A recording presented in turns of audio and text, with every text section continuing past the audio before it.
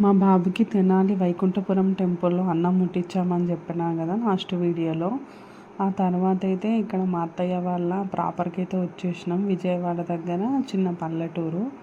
ఇక్కడ ఈ అమ్మవారిని అయితే బాగా పూజిస్తారు మా అత్తమ్మ వాళ్ళు. ఈ అమ్మవారు అయితే స్వయంగా ఇంట్లోనే వెలిచారంట. చాలా పవర్ఫుల్ గాడ్ అన్నమాట.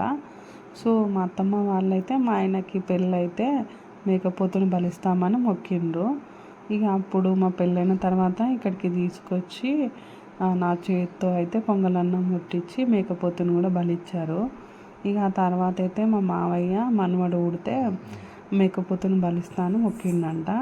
ఇక ఎలాగో వచ్చేసినాం కదా అని ఇక ఇప్పుడు ఆ మొక్కును కూడా తీర్చేసుకుంటున్నాం. ఇక మేమైతే అందరం పొద్దున్న స్నానాలు చేసేసి టెంపుల్కి అయితే వచ్చేసినాము. ఇక మా అత్తమ్మ అయితే అమ్మవారి కోసం అయితే పొంగలన్నం ముట్టిస్తుంది.